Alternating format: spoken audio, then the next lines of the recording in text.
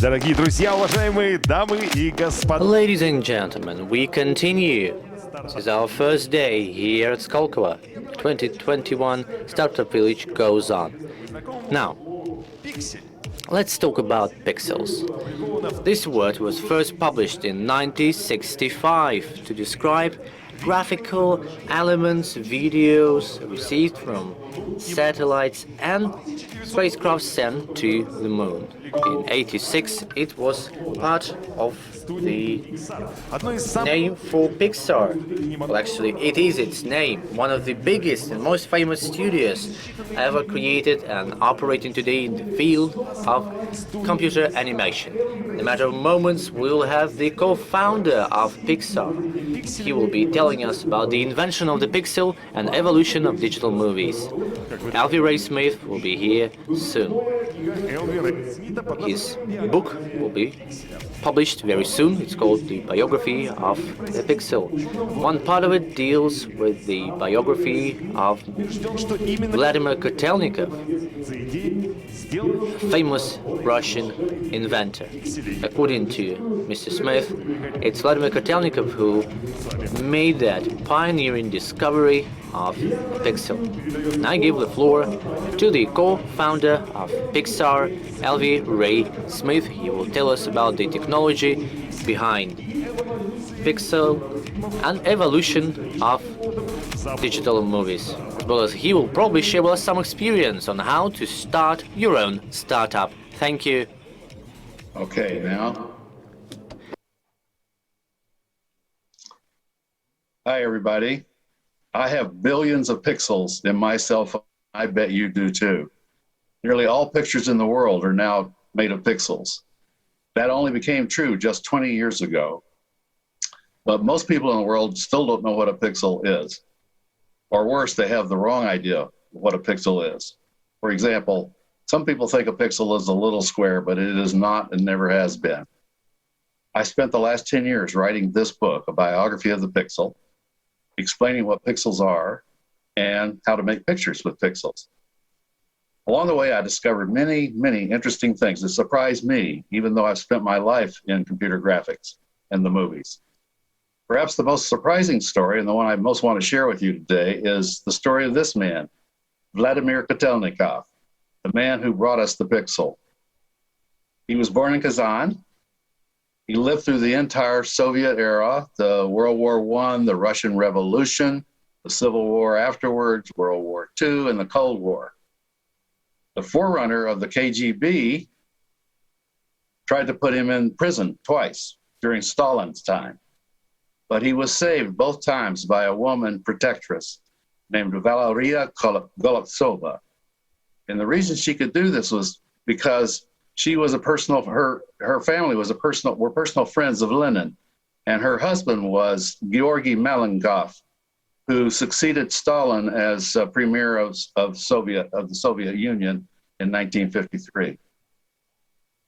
A big surprise to Americans like me was to find out that Kotelnikov came to America in 1957 and told us about Sputnik, that Russia was going to put up this satellite called Sputnik, and he told us the two frequencies that it would broadcast at, and nobody in America believed him. But most importantly for our purposes today, Kotelnikov established the theorem on which the entire modern media world is based. It's called the sampling theorem. He did this work in 1933.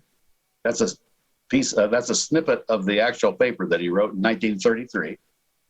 I don't read Russian, but I can read the mathematics, and the mathematics is exactly the mathematics we still use today. By the way, I was taught that this theorem was proved by Claude Shannon, an American, of course, but it's just not true. Claude Shannon never even claimed he did it.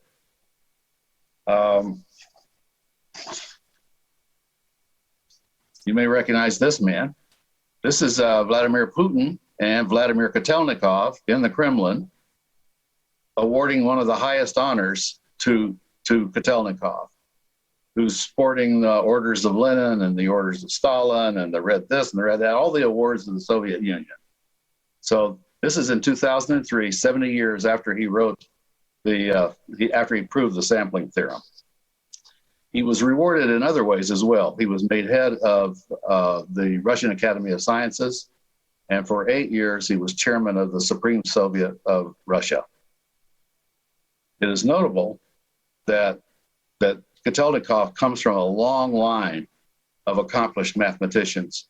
His great-great-great-grandfather, Simeon Kotelnikov, was a member of the St. Petersburg Academy of Sciences, founded by Peter the Great. And so it makes sense that this long line of mathematicians started with a member, and of course the St. Petersburg Academy of Sciences became the Russian Academy of Sciences. So this string of mathematicians of many generations have been involved in the highest forms of mathematics in Russia. From this slide, though, what I want you to remember is that shape right there, that wiggly shape with a hump in the middle. We're going to bring that shape back into play as I explain what Kotelnikov's great idea was. But first, I need to back up to the 1700s and talk about this man briefly. He is Joseph Fourier, and Fourier's idea is that any one-dimensional signal, such as an audio signal, can be represented by a sum of beautiful waves such as these, that all look alike except they have different frequencies, how fast they wiggle, and different amplitudes, how high they are. We all know that about music, that music is a sum of waves, sound waves of different frequencies and amplitudes. But Fourier says all sound is the sum of waves. For example, here's the English word yes, showing its frequency components, its Fourier components. The hiss, the S, the hiss in yes are the high frequencies at the far right. Fourier also said, by the way, two-dimensional signals such as pictures, which is what we're interested in today, are also sums of waves. The waves look like this. And if you look at the edges of these waves, you'll see that that any cross-section is a one-dimensional wave. So here are 3 examples of Fourier's two-dimensional waves of different frequencies, how fast they change, and different amplitudes, how bright they are. Fourier says you can add together waves of this form. Now this is surprising. You can add together waves of this form to get any picture in the world. For example, a picture of your child. This happens to be my child.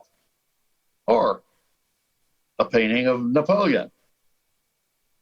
I put this picture up because it reminds me that I want to tell you that my book tells the story of Fourier as well as Kotelnikov. Kotelnikov's theory is built atop Fourier's theory, so that's why I bring him up. Okay, so what is this sampling theorem that is so marvelous and has changed the world and made things like Zoom possible? Well, here's a one-dimensional case, and then I'll generalize to 2D in just a moment. Think of this as a sound, an audio signal, or you can think of it as one line through a picture.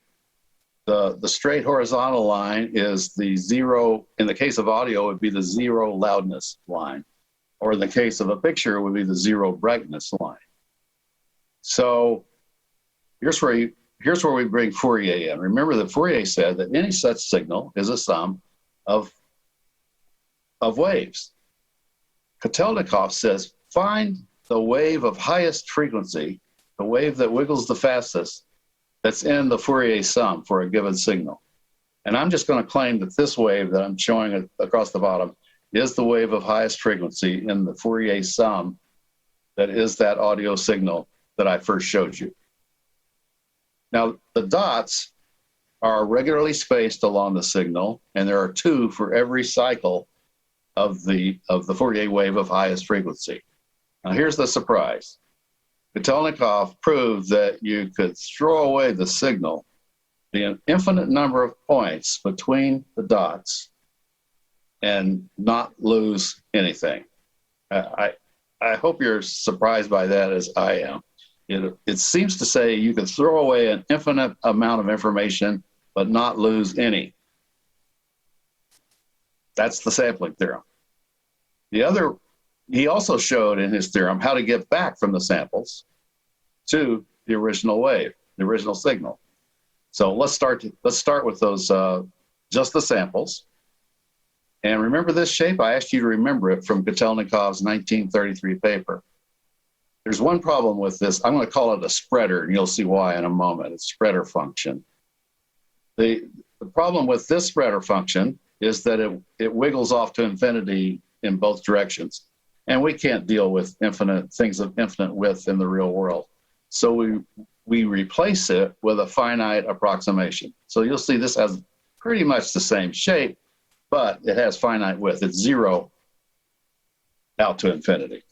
So Kotelnikov said, all right, take the spreader, this little mountain, and put a copy of it at each sample and adjust the height. So the height of the spreader is the height of the sample, and then add it all up. That bold curve at the top is the original signal. I don't know whether you just saw the magic or not, but he said, so the spreader function has an infinite number of points in it. So the way we get the infinity back that we threw away between the samples is to put this little mountain at each sample and add up the results. Here's the two-dimensional equivalent. Here's what the spreader looks like, the little spreader function looks like for a pixel. By the way, a pixel is what we call a sample of a two-dimensional signal. Take the cross-section, and you'll see that the cross-section is the one-dimensional spreader. Okay, so, and this is what a pixel looks like. It's just a sample at a point. That's why you can't see a pixel. It's just a sample at a point. You can't see a pixel until it's been spread by one of these little spreader functions. All right? What in the real world does the function of the spreader function? Well, it's the little glowing spots of light on your display devices. So the important point I'm trying to make here is those little glowing spots on your display elements, I call them, are not pixels. What you see are little analog puffs of light that do the function of the spreader function. The pixels in your picture files, you cannot see. Probably one of the big misunderstandings in the modern world. All right, so that's the theory. Now let's go to the practice. I decided I would find for this book that I would find the first pixels. Who had the first pixels? And I was surprised to find out that the first pixels were on the first computer. And here's the first computer. It's called Baby, believe it or not. And it was built in 1948 in Manchester, England. And when I went to visit Baby in 2013 for my research, Baby greeted me with this display. And the word Pixar was scrolling to the right.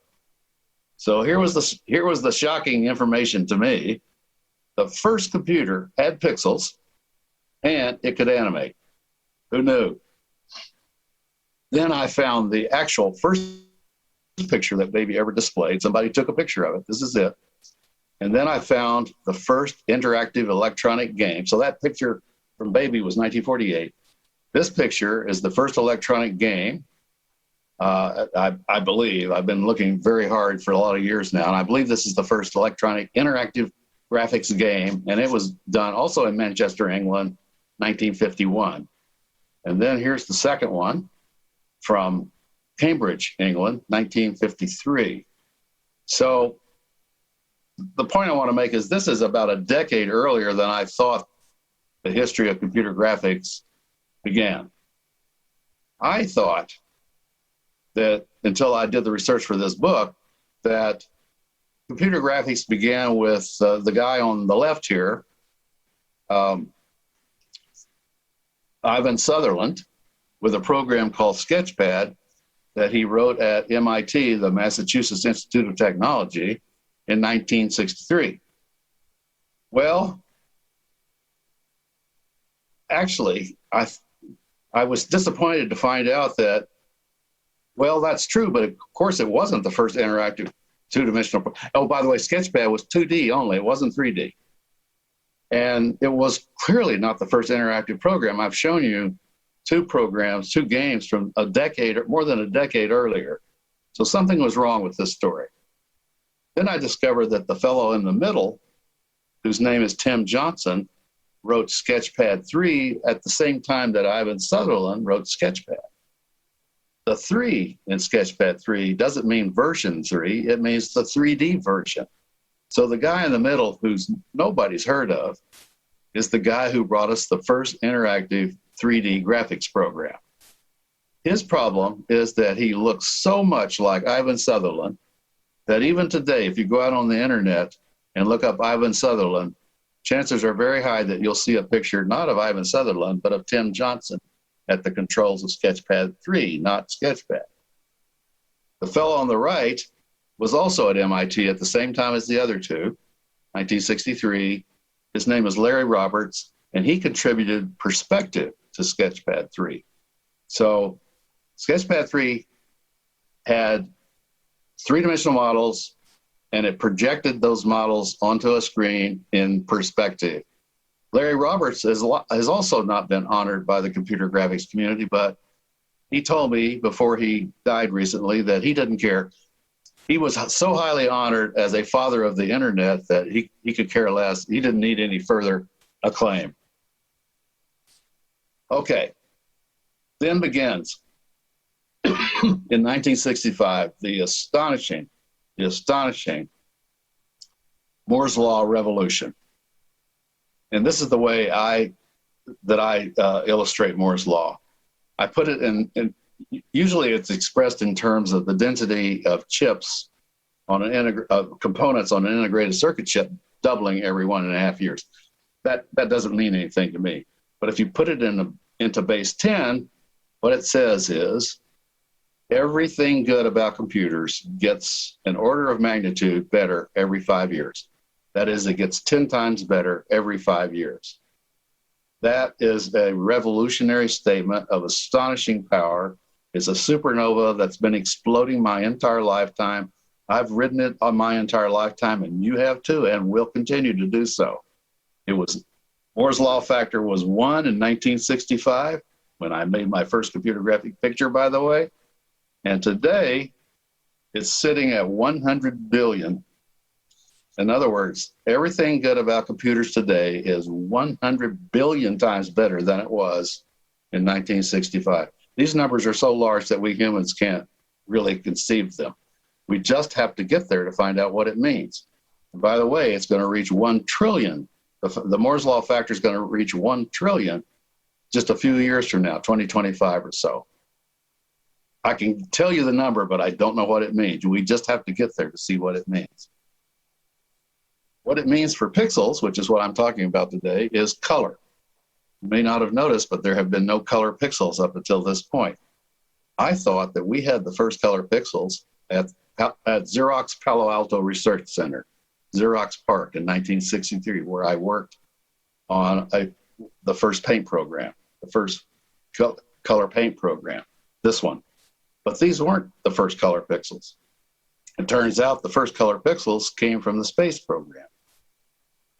In particular, they came from the Apollo Moon Project simulator in 1967, and you're looking at a display of that simulator that had the first color pixels on it, and these color pixels required Moore's Law integrated circuit chips to accomplish.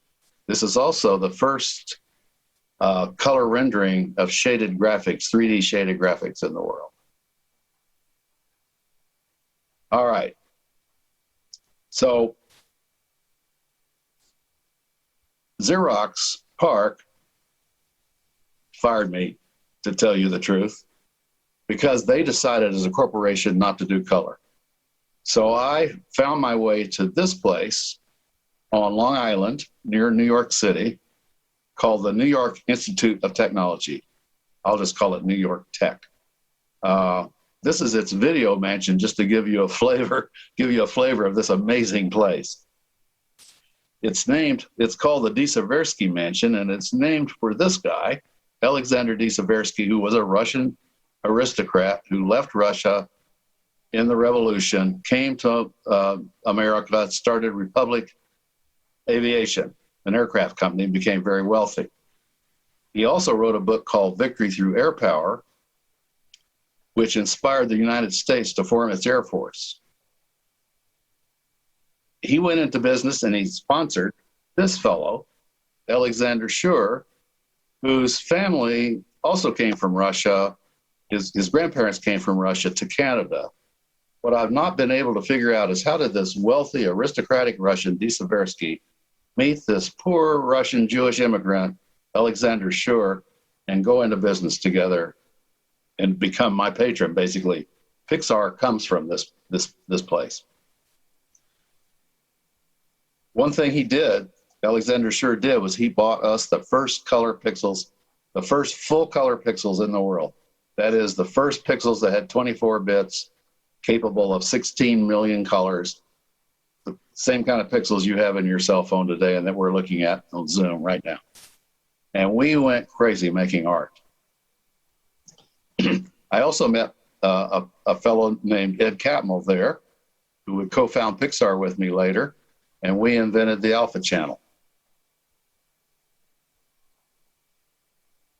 But we finally decided that Alex Schur, and we had the idea, let me back up. We had the idea while we were here at New York Tech that our group would be the first group in the world to make a completely digital movie. Now that was in 1975 or so, and we did not realize it would take 20 years to get there. So we decided that Alexander Schur couldn't do it. So we left to California, changed sides of the country, and joined George Lucas, where I was the first director of computer graphics, and we got our big break on the big screen with a movie called Star Trek II, The Wrath of Khan. And here are 3 studies or shots from the Genesis demo that my group did for this movie. It's the first time that the group, which would become Pixar, worked together on the big screen on a successful motion picture. Then at Lucasfilm, one of our geniuses, Tom Porter, made this piece called 1984, of course, that celebrates the moment when we had technologically mastered everything that we needed for the big movies, for the big time. And at that time, I hired one of the world's best animators, John Lasseter, and directed him in a piece called Andre and Wally-B. This is 4 successive frames from Andre and Wally-B.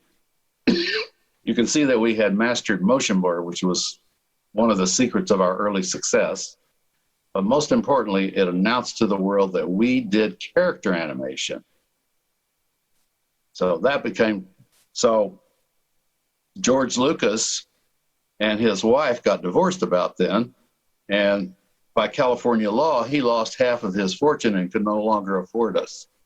So I went to my buddy, Ed Catmull. I said, Ed, George never understood us. He's going to fire us, and we're going to lose this world-class team of geniuses.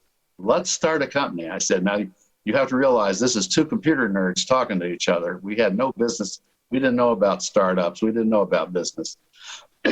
So Ed and I went across the street. He agreed. We went across the street, bought books on how to start companies. And the surprising thing is that it worked. These are the founding documents of Pixar. It wasn't easy, though. We went through 45 funding opportunities before we finally were funded. We laid our plan out before 35 venture capital firms and 10 large corporations, and they all said no to us. And it was only Steve Jobs who finally said yes. So he became our venture capitalist. He did not buy us, which is a common error. And so after five more years and Moore's Law continuing to grow by another order of magnitude, we finally made it to the first completely digital movie, Toy Story, of course. And at about the same time, DreamWorks and Blue Sky came out with digital movies, and this all happened about the year 2000, at the millennium, the recent millennium. And that those movies, to my mind, celebrate the great digital convergence of all the old analog media types into the single digital media type, which now dominates the world. And the era of what I call digital light began right then, and we're in it now. I hope you enjoy my book as much as I did researching it and writing it. And thanks for listening to me today in Moscow. I wish I were there. Bye. I'll take questions, please.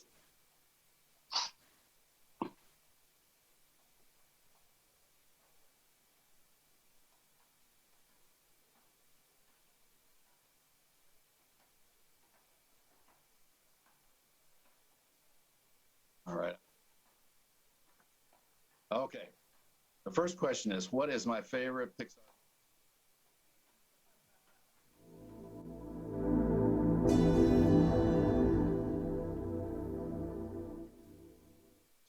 It was by this director, Brad Bird, who was one of the funniest human beings I've ever met. The reason I liked it was because growing up in the 1950s, we had a Ford automobile. And if you owned a Ford automobile, you got a little magazine once a month called the Ford Times. And in it, artists would show you paintings of their version of what the future would look like, the far off distant future, and say 1984 or 1990. Everybody wore capes, according to these artists, and they wore boots that came to a point above your knee. And the houses were all swoopy and the cars were swoopy. And so as soon as I saw this, just a second. As soon as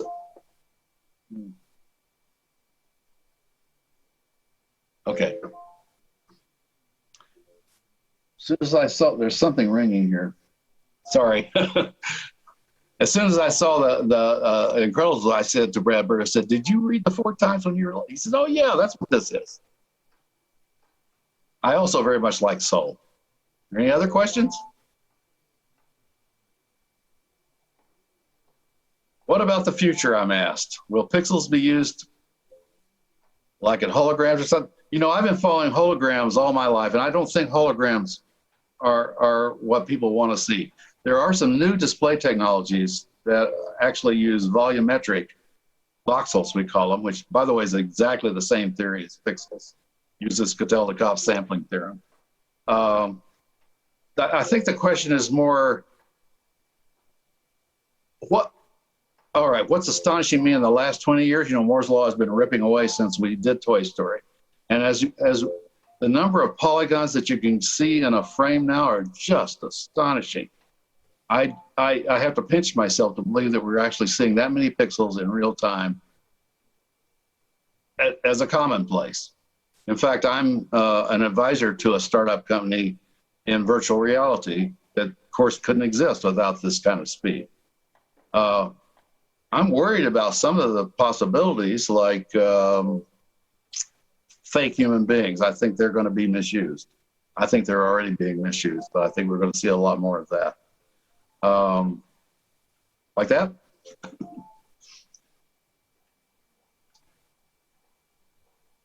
Will something replace pixels? I don't see anything that will replace pixels yet.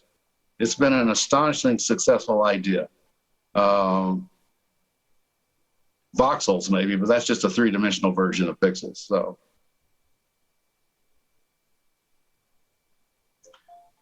So the reason this young Chinese American woman, Maureen Fan, came to me to ask me to be her advisor for her startup company in Silicon Valley. It's a company called Baobab Studios, a VR company, virtual reality company. And I said, you know, Maureen, I'm really not into games. I like narrative stories. And she says, Alvy, have you tried VR recently? And I went, no. So she said, look at this. And I put on the goggles. And of course, I was immediately amazed. And I says, okay, she clearly loves animation. She knows everything there is to know about animation. And by being involved in her company, I got to be in this world that you guys are in, the startup world, which is one of the most exciting worlds in my lifetime. Scary, because you never know if you're actually going to make it or not. And but it pulls out the best in your nature to pull off a startup company. I've done 2 of them, so I know. Are Pixar movies going to go into VR? I don't think so. I've been kind of surprised that the Pixar, which by the way is just about a mile down the road here from where I live in Berkeley, California, just doesn't seem to be interested in VR. So that's a corporate decision, I guess, not to go that direction. The future is before us, though, so who knows where it'll go. Do you know Russian cartoons? No, I do not. I'm embarrassed to say I don't know about Russian animation. Are there any robotics technologies you exploit in the animation production? Not yet, but I think that'll change. One of the things I've always been interested in is artificial intelligence. In fact, when I went to Stanford University over 50 years ago, I went to learn this new thing called AI. And after a couple of years, I said, I don't think they're going to have intelligent machines in my lifetime. So I changed to computer graphics where I thought I could accomplish something. But look, I'm still alive. AI is alive again. It's still alive after 50 years of improvements, and it's doing astonishing things. So I'm watching very carefully to see where that goes next. I was approached by an old colleague of mine who wrote filters for Photoshop. In other words, he was a pixel expert and talked the same language as I. And he says, "Hey, Alvy, we don't need to program anymore." I said, "Well, what do you mean?" He said, "Well, read this paper." And he handed me a paper that was about zebras and horses. And somebody at Berkeley, the University of California at Berkeley, had trained an AI or trained a neural net with 1,000 pictures of zebras and 1,000 pictures of horses. And after it was trained, you could hand it a picture of horses, say, and it would return that exact picture, but every horse would have been turned into a zebra or vice versa. And I looked at that and I said, how did it do that? I don't think that problem's even well specified. He said, "We don't know. It just does it. And it's too hard to reverse engineer." And that's when I first got the insight that, AI, I always thought I would understand it when it happened, but maybe I won't. Okay, will AI be able to draw cartoons sometime? Okay, though this is where I'm very skeptical. I don't think, the one thing that that thing's still going off. There we go. The one thing I don't, the magic of Pixar is its animators. The animators can't tell you what it is that they do. And if we don't have a clue, even today, 2021, how to make a machine do what animators do. We have no idea how to do that. You just hire the best animators in the world and let them go. I'm not saying that computers can't be creative, but I've never seen anybody show me how to do it. And if you don't see a pathway, then I don't think it's going to happen. But I've been surprised by AI already, so let's see what happens in the next 10 years. Yes.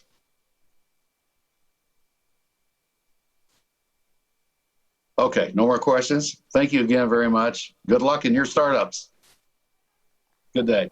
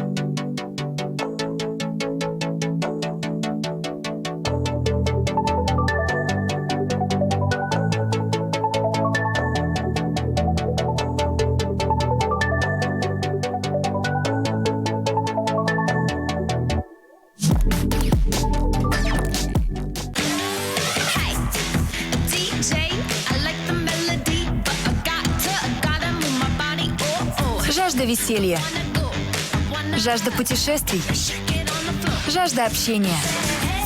Утоляй любую жажду с освежающими вкусами Липтон.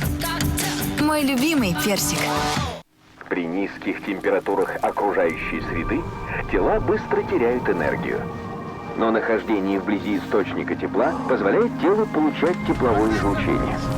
Происходит самопроизвольное перераспределение тепла.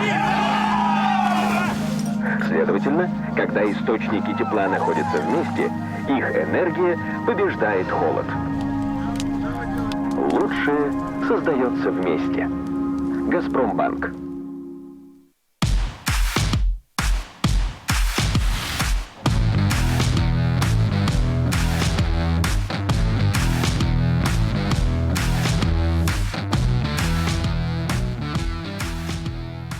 МТС Стартап Хаб. Работа с реальным бизнес-заказчиком МТС. Доступ к ресурсам самого крупного телеком-бренда в России. Не можешь поверить? А в твой стартап обязательно поверят. У нас есть все, что тебе понадобится. Ресурсы, клиенты, технологии, каналы продаж. Мы оценим твой продукт, правильно применим в своем бизнесе и масштабируем на мировой рынок. МТС Стартап Хаб ждет тебя и твоих нереальных бизнес-идей.